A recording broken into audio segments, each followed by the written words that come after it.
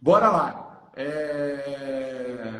Mona Lisa é uma pessoa aí que faz o PEN, chegou comigo aí. Bom, se apresenta aí, mano. Fala como é que você chegou no PEN aí, como é que estava a sua situação lá. Bora Tô lá. no PEN, né? Tem já 2 anos.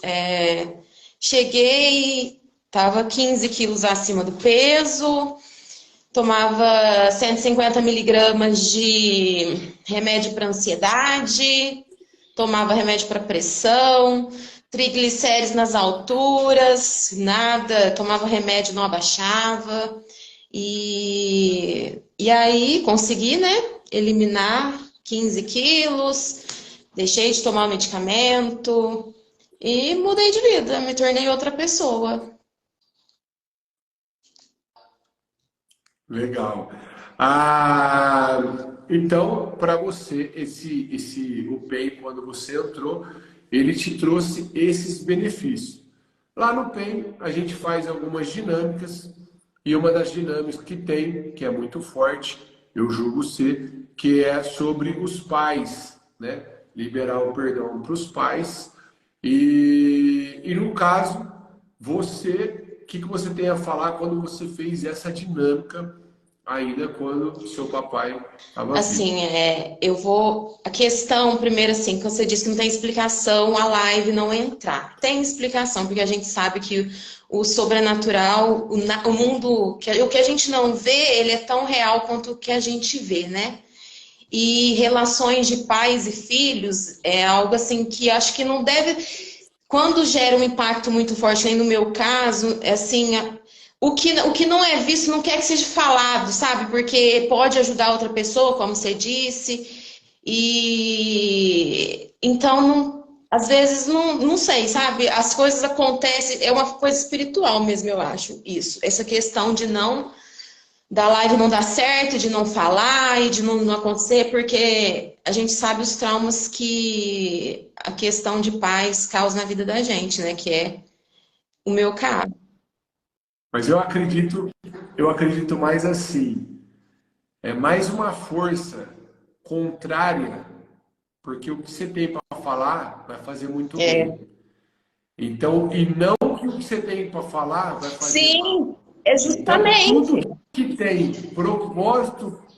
que tem propósito para o bem, por isso que assim, eu iria ficar insistindo mais 20 vezes, não dá nada para mim.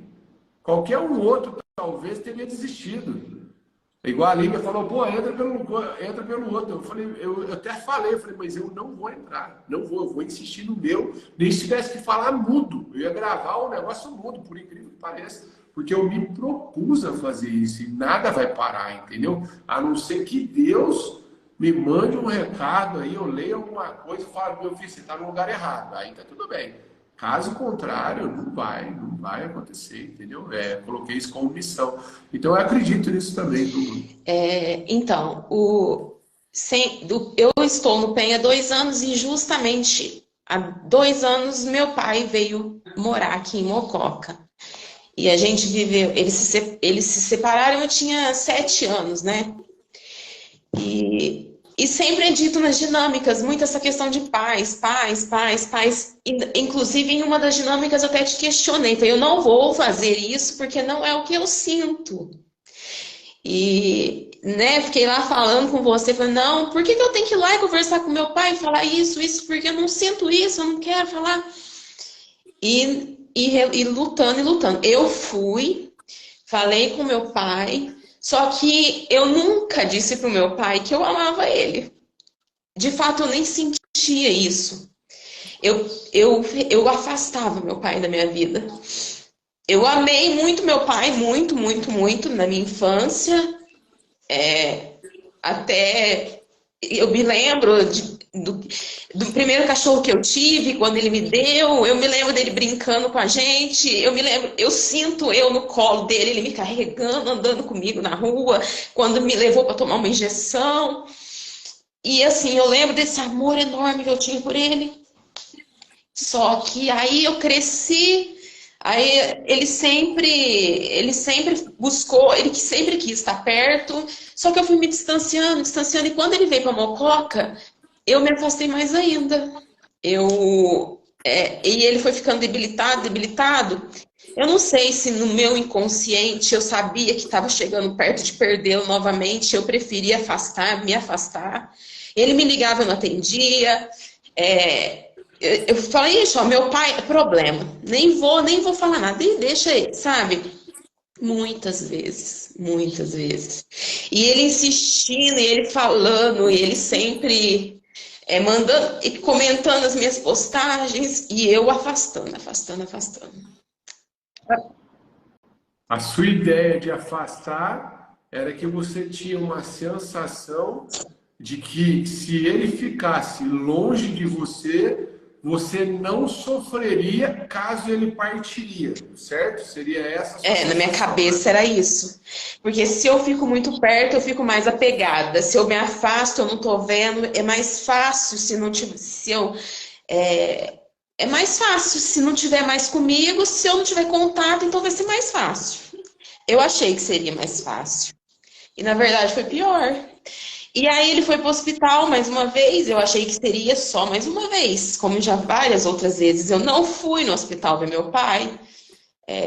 Eu mandava uma mensagem raramente e ele faleceu. E não falou comigo, eu não falei com ele e não deu tempo. Então, aí é o que você disse, porque eu te disse lá no funeral dele. O que vem na mente é as coisas boas que aconteceram e não as ruins que passaram.